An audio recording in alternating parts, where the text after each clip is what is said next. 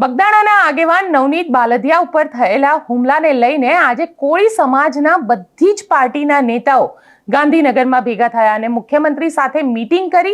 મુખ્યમંત્રી સાથે મીટિંગ કરીને લગભગ 1 કલાકનો પૂરો સમય નહોતો વીત્યો ત્યાં સુધીમાં મુખ્યમંત્રી દ્વારા એસઆઈટી બનાવવામાં આવી. આ સ્પેશિયલ ઇન્વેસ્ટિગેશન ટીમ જે બનાવવામાં આવી છે તેની અંદર 5 અધિકારીઓ રાખવામાં આવ્યા છે અને કોળી નેતાઓ આખા મામલે માયાભાઈ આહિરને લઈને શું કહી રહ્યા છે તેની વાત આ વિડીયોમાં. નમસ્કાર, હું છું ગોપી ઘાંગર અને આપ જોઈ રહ્યા છો નિર્ભય ન્યૂઝ. બગદાણાના આગેવાન નવનીતભાઈ બાલદિયાના ઉપર થયેલા હુમલાને લઈને હવે કોળી સમાજની અંદર જે આક્રોશ ફાટી નીકળ્યો હતો તે આક્રોશ આજે ગાંધીનગરમાં જોવા મળ્યો. ગાંધીનગરમાં લગભગ 250 થી વધારે આખા ગુજરાતના કોળી સમાજના આગેવાનો ભેગા થયા. કોળી સમાજના આગેવાનોની એક જ માંગ હતી કે આખા મામલે જે મુખ્ય ષડયંત્રકારી છે તેનું નામ આવવું જોઈએ, તેની વિરુદ્ધમાં પોલીસની તપાસ થવી જોઈએ અને જે પણ વ્યક્તિ હોય, જે પણ આખી ઘટનાની અંદર દોષિત હોય તેના વિરુદ્ધમાં કાર્યવાહી થવી જોઈએ. આ મામલે આજે પુરુષોત્તમ સોલંકીના નેતૃત્વમાં તેમના મંત્રી નિવાસસ્થાન ઉપર કોળી સમાજના આગેવાનોની બેઠક મળી. આ કોળી સમાજના આગેવાનોની બેઠકમાં આમ આદમી પાર્ટી હોય, કોંગ્રેસ હોય કે પછી ભારતીય જનતા પાર્ટી હોય, બધા જ પોતાની પાર્ટીને ભૂલીને કોળી સમાજના આગેવાન હોવાના કારણે ત્યાં આગળ ભેગા થયા હતા. આ આખી જે કોળી સમાજના આગેવાનો ભેગા થયા હતા તેની અંદર 15 જેટલા મંત્રી, પૂર્વ મંત્રી અને સાંસદ હતા, જેમાંથી 2 એક રાજ્ય સરકારમાં મંત્રી એવા કુંવરજી બાવળિયા હતા અને સાથે સાથે કેન્દ્ર સરકારમાં મંત્રી એવા નીમુબેન પણ ત્યાં મીટિંગની અંદર પહોંચ્યા હતા. મુખ્યમંત્રી સાથે તેમને મુલાકાત કરી, મુખ્યમંત્રીને આવેદનપત્ર આપ્યું. તેની અંદર અલગ અલગ જે કોળી સમાજની માંગ હતી, કારણ કે નવીનભાઈ માટે ન્યાયની માંગ સાથે આ લોકો ત્યાં આગળ પહોંચ્યા હતા અને સૌથી પહેલી જે માંગ હતી તેમની એ જ હતી કે આખા મામલાની અંદર જે પણ ષડયંત્રકારી હોય તેનું નામ આવવું જોઈએ, તેની સાથે પૂછપરછ થવી જોઈએ અને એટલા જ માટે જ્યારે મીટિંગ પૂરી થઈ તો લગભગ 1 કલાકનો સમય પણ નહોતો વીત્યો અને એસઆઈટી બનાવવામાં આવી. આખા મામલામાં જે 5 અધિકારીઓને તપાસ સોંપવામાં આવી છે, જેમની એસઆઈટી ટીમ બનાવવામાં આવી છે, તેમના નામ જો જોવા જઈએ તો જયવીર ગઢવી જે આઈપીએસ અધિકારી છે, જેમના નેતૃત્વમાં આ ટીમ મળેલી છે અને તેઓ મદદનીશ પોલીસ અધિક્ષક છે ધારીના, અમરેલી જિલ્લાના.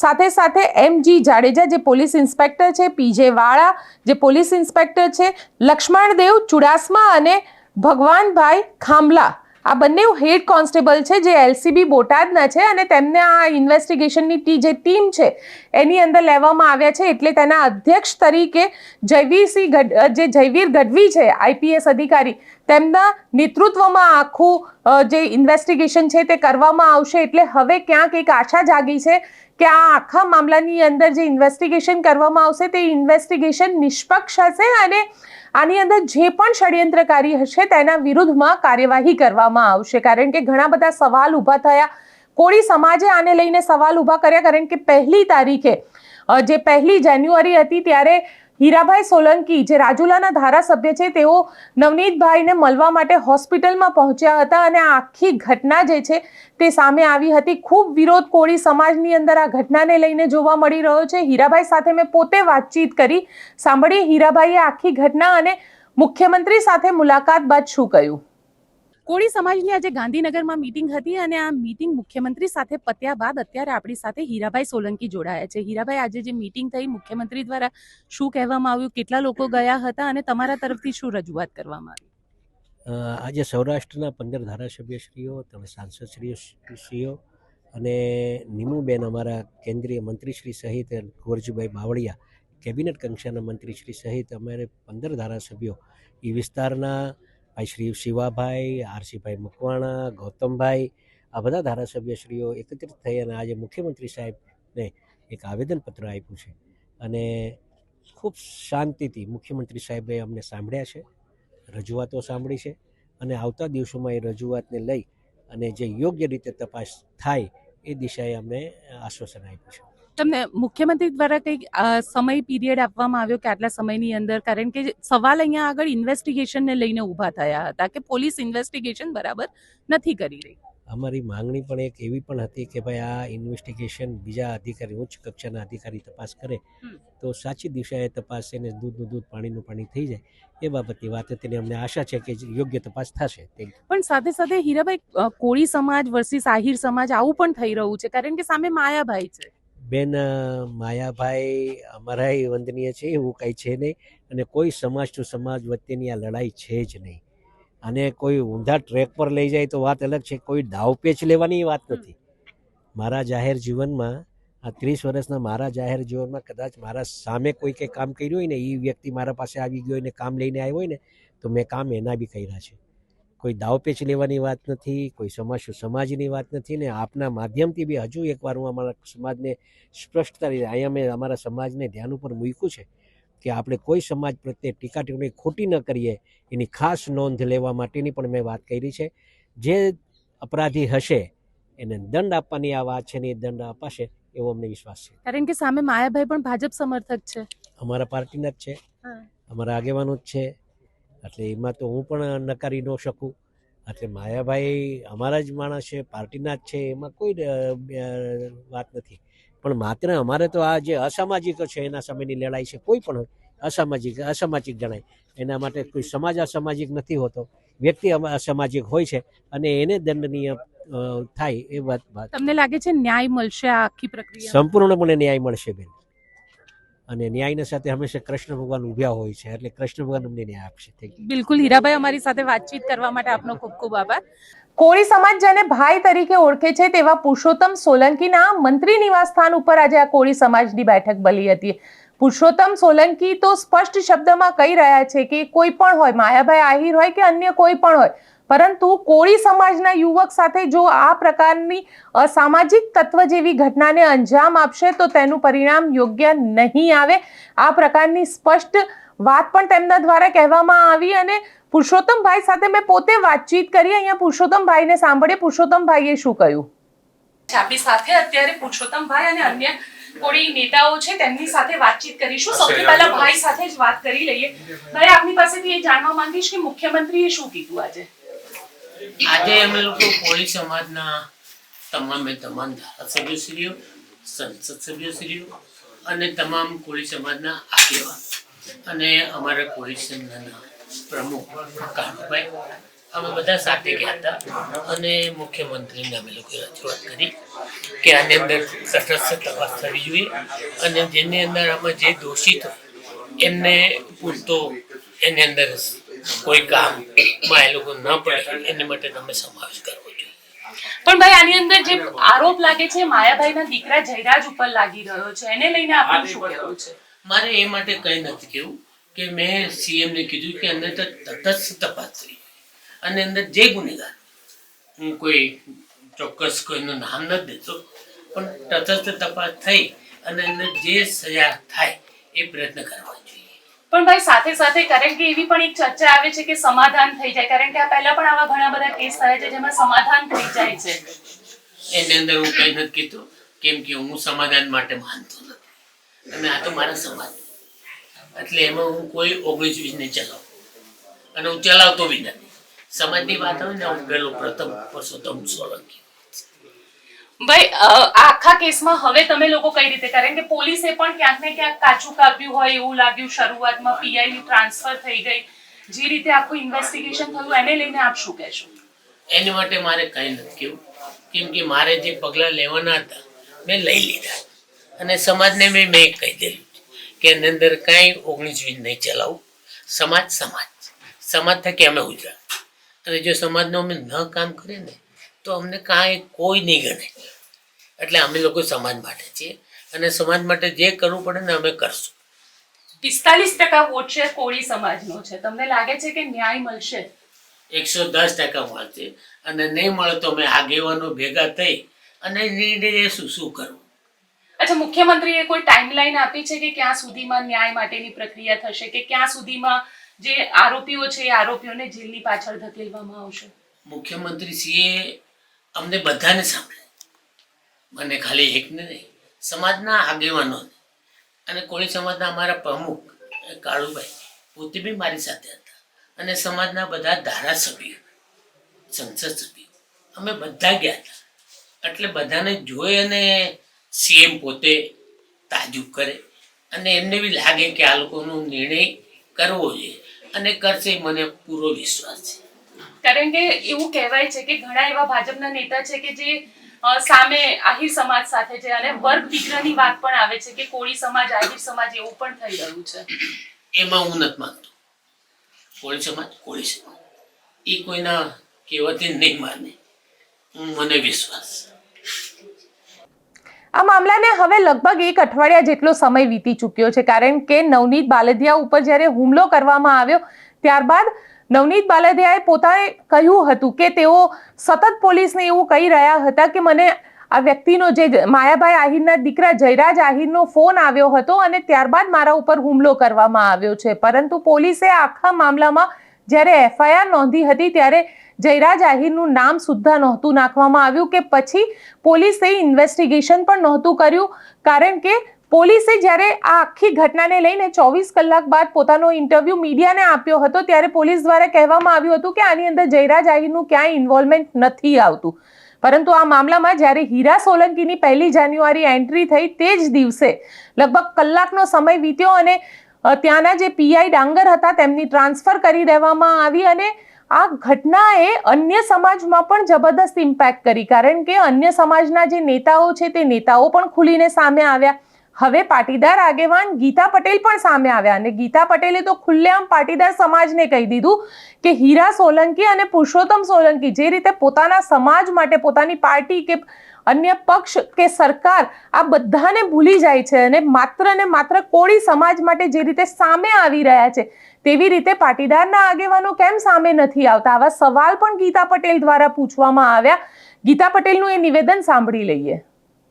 અને પુરુષોત્તમ સોલંકી આ સરકારને ચેલેન્જ આપી કે હું જ્યાં સુધી મારા વિસ્તારમાં પહોંચું એ પહેલા એ અધિકારીની બદલી થઈ જવી જોઈએ. આવી ચેલેન્જ આપી અને પુરુષોત્તમ સોલંકી જ્યારે પોતાના વિસ્તારમાં પહોંચ્યા ત્યારે અધિકારીની બદલી થઈ ગઈ હતી. આપણે કેવા સમાજના આગેવાનોનું નિર્માણ કરવું છે કે આવી રીતે કાયમ આપણો પ્રશ્ન હોય ત્યારે રોડ પર ઉતરવાનું? આપણે બધાએ શીખ આમાંથી એ લેવી જોઈએ.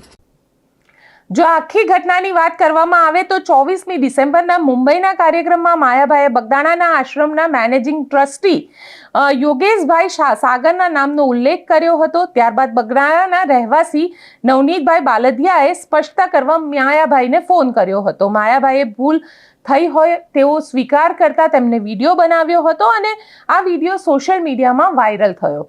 માયાભાઈના પુત્ર જયરાજે બાલદિયાને ફોન કરીને મળવા માટે કહ્યું હતું.